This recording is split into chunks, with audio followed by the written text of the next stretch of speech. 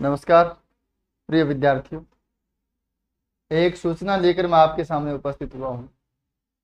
Second grade यानी वरिष्ठ अध्यापक भर्ती परीक्षा जो आगामी दिनों में आने वाली है, उसके लिए एक टेस्ट सीरीज शुरू कर रहे हैं।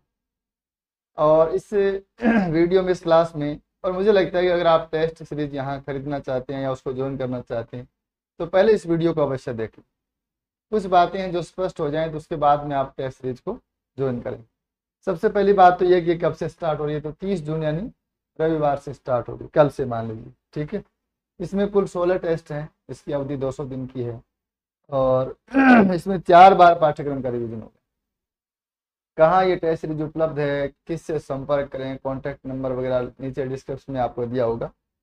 कुल मिला के मैं आपके सामने मोटी मोटी 2-4 बातें डिस्कस कर लेता हूँ। एक तो पूरे के पूरे सेकंड ग्रेड के पाठ्यक्रम को 10 पाठ्यक्रमांश में बांटा गया है।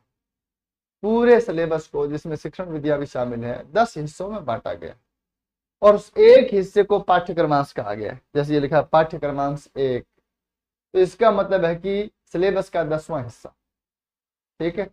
कुछ सिलेबस है वो पाठ्यक्रमांश 2 में डाला गया, फिर 3 में, 4 में, ऐसे करके पूरे सिलेबस के 10 हिस्से किए गए, ठीक है। वो हालांकि आप, मुझे लगता है इस टेलीग्राम में भी आपको मिल जाएगा, आप एप्लीकेशन में जाएंगे आपको वहां भी मिलेगा। शेड्यूल में आप जाते हैं तो वहां आपको उसका शेड्यूल मिलता है, वहां आपको उसका सिलेबस में मिल जाता है, पाठ्यक्रमांश का जो पाठ्यक्रम विभाजन है वो भी आपको मिल जाएगा। तो प्रत्येक 7 दिन के बाद में टेस्ट होगा, ठीक है। जैसे पहला टेस्ट पाठ्यक्रमांश 1 का है, पाठ्यक्रमांश 2 का है दूसरा, और तीसरा पाठ्यक्रमांश 3 का है, तो चौथा टेस्ट है वो पाठ्यक्रमांश 1, 2 और 3 का रिविजन होगा। इसी प्रकार से आगे फिर 4, 5, 6 का प्रत्येक 7 दिन के बाद में टेस्ट, फिर जो चौथा टेस्ट होगा वो फिर 4, 5, 6 का रिविजन होगा। उसी प्रकार से पाठ्यक्रमांश 7, 8, 9, 10 और फिर अगला जो टेस्ट होगा वो 7, 8, 9, 10 का एक साथ टेस्ट होगा। यानी यहां तक आते आते आप अपना सिलेबस 2 बार रिविजन कर चुके। एक तो मूल छोटे छोटे जो टुकड़े हैं पाठ्यक्रमांश, उनका एक एक टेस्ट हो रहा है, उसके अलावा रिवीजन में 2, 3 या 4 पाठ्यक्रमांश का टेस्ट हो रहा है। तो कुल मिला के यहाँ तक पहुंचते पहुंचते आप 2 बार पाठ्यक्रम को रिवीजन कर देते हैं और यहाँ तक वही रहेगा, लगभग 7 दिन के अंतराल से आपको टेस्ट देने को मिलेंगे। आगे थोड़ा सा अंतराल बढ़ा दिया जाएगा, 15-15 दिन का गैप रहेगा लगभग, है ना। फिर क्योंकि इसमें पाठ्यक्रमांश 1 to 5 यानी इसमें आधा सिलेबस होगा और फिर आधा सिलेबस होगा, यानी 2 ऐसे टेस्ट हो गए जिसमें सिलेबस को 50% 2 भागों में बांट के 2 टेस्ट दिए जाएंगे। आप इसको पूरा करते हैं तो आप 3 बार आपका रिवीजन हो जाता है। यहाँ आपको 15-15 दिन का टाइम मिलेगा। इसमें एक बात यह भी है कि जब आप शुरुआत करते हैं तो एक तो पहली बात तो पाठ्यक्रमांश यहाँ पे 3 रिवीजन की बात करें, फिर यहाँ पर फिर 3 है, लेकिन यहाँ आते आते पाठ्यक्रमांश 4 हो गए, यहाँ आते आते पाठ्यक्रमांश 5 हो गए। टाइम थोड़ा सा बढ़ा है लेकिन पाठ्यक्रमांश 5 हो गए। इसका एक मतलब ये भी है कि आपकी कैपेसिटी बढ़ती है, स्वाभाविक सी बात। जैसे जैसे आप आगे बढ़ेंगे आपकी क्षमताएं बढ़ेगी। पाठ्यक्रमांश 1 का जो पहला टेस्ट होगा वो बिल्कुल सरल होगा, है ना भाई। जाहिर सी बात है कि हम शुरुआत जब करते तो हमारी रिदम नहीं बनती, तो मैंने जब स्कूल व्याख्याता की एक टेस्ट सीरीज चलाई थी, वो अभी चल रही है, 2-4 हफ्तों में पूरी होगी। उसमें भी इसी नियम का पालन किया गया कि सिलेबस या पाठ्यक्रम को मतलब सरल से जटिल की ओर ले जाया जाए और जो प्रश्न पत्र है वो भी इस प्रकार से तैयार किए जाए कि शुरुआत में वो इतने कठिन नहीं हो, लेकिन धीरे धीरे उनका स्तर बढ़ाया जाए।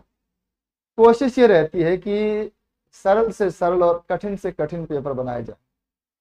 पेपर एक ऐसा सरल आ सकता है जिसकी आप उम्मीद नहीं कर सकते, पेपर इतना मुश्किल भी आ सकता है उसकी भी आप उम्मीद नहीं कर सकते। किसी भी स्तर का पेपर आ सकता है, क्योंकि आरपीएससी में भी किसी भी स्तर का पेपर आ सकता है। तो हम ये कोशिश करते हैं, ठीक है। तो आप ये जो देख रहे हैं कि आगे जाके पाठ्यक्रमांश 5 हो जाएंगे, फिर 5, फिर एक टाइम ऐसा आएगा कि आप पूरे पाठ्यक्रम का एक साथ टेस्ट देंगे, उसमें भी आपको 15 दिन मिलेंगे। तो मुझे लगता है कि 3 बार सिलेबस रिवीजन करने के बाद में आप में इतनी क्षमता पैदा हो जानी चाहिए कि आप 15 दिन में पाठ्यक्रम का रिवीजन कर सकें।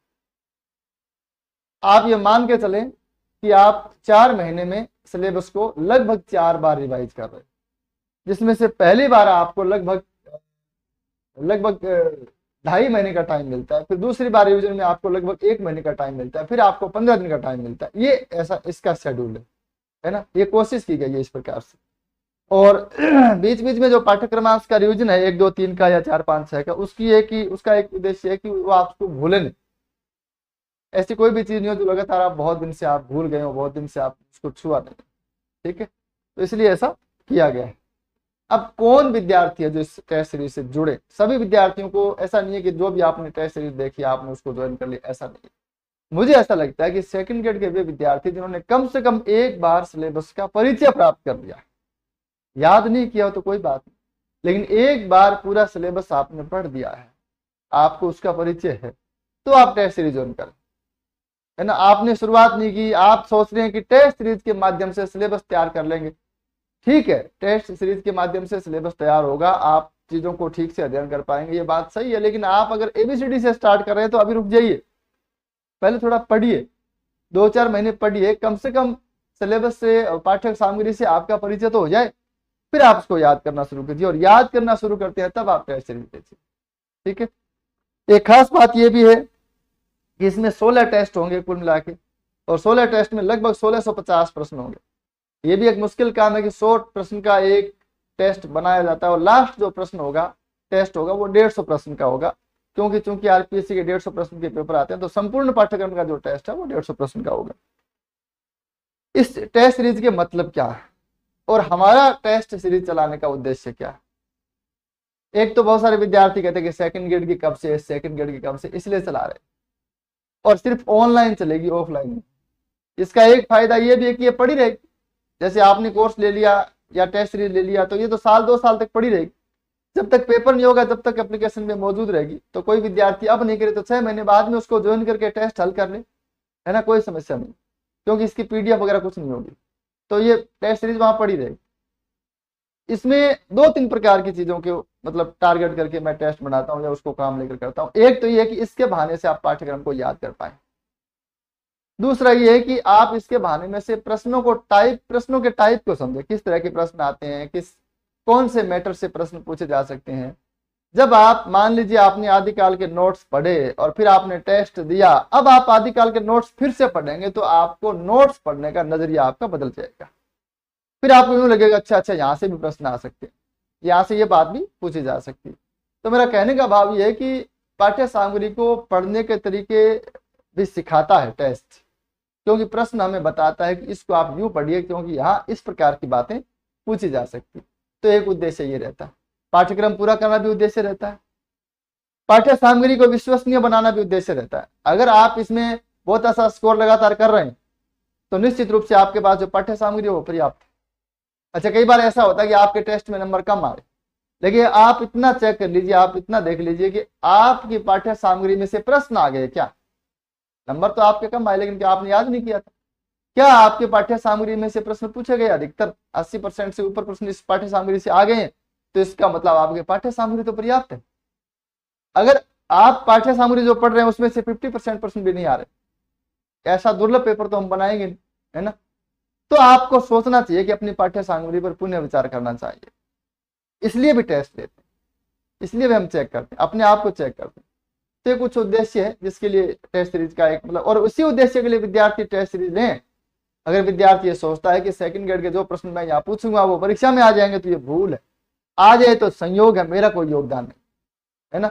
तो ये मान के चलिए कि टेस्ट सीरीज का उद्देश्य एक समझ विकसित करना, पाठ्यक्रम का रिविजन करना, पाठ्यक्रम से जुड़े रहना, एक निश्चित समय में निश्चित पाठ्य सामग्री को तैयार करना, नोट्स पढ़ने की, पेपर को समझने की, प्रश्न पत्र कैसे बनता है वो एक दृष्टिकोण विकसित करने की, ये कुछ उद्देश्य होते हैं। पीडीएफ या व्याख्या उपलब्ध होगी? बिल्कुल नहीं होगी। किसी भी प्रकार की पेपर की पीडीएफ के लिए और इसकी व्याख्या भी नहीं है, क्योंकि कॉलेज लेक्चरर में मैंने व्याख्या में पूरा टाइम दिया था, स्कूल लेक्चरर की टेस्ट सीरीज में भी व्याख्या मैं करवा रहा हूँ, कुछ पेपर की 12-13 पेपर की व्याख्या मैं करवाऊंगा, लेकिन सेकंड ग्रेड की नहीं करवाएंगे, क्योंकि व्याख्या में मुझे लगता है कि सेकंड ग्रेड का स्तर थोड़ा सा उतना नहीं रहता जिसमें बहुत ज्यादा व्याख्या की जरूरत पड़े, और व्याख्या के लिए समय निकाल पाना थोड़ा सा मुश्किल काम होता है, इसलिए इसमें व्याख्या नहीं होगी, ठीक है। टेस्ट का स्तर मैंने आपको बता दिया, और मैंने ये बताया कि कौन कौन से विद्यार्थी टेस्ट सीरीज ज्वाइन करें। तो आप इससे मुझे लगता है कि जो सूचनाएं मुझे दिमाग में थी कि विद्यार्थी, क्योंकि विद्यार्थी फिर मैसेज करते हैं इसमें क्या है, इसमें क्या नहीं है, किस प्रकार की चीजें रहेगी, तो कुछ मैंने चीजें बताई, आप इसको देखें, आपको लगे कि हाँ मुझे इसकी आवश्यकता है, तो आप इस टेस्ट सीरीज को ज्वाइन कर सकते हैं, ठीक है। बहुत बहुत धन्यवाद।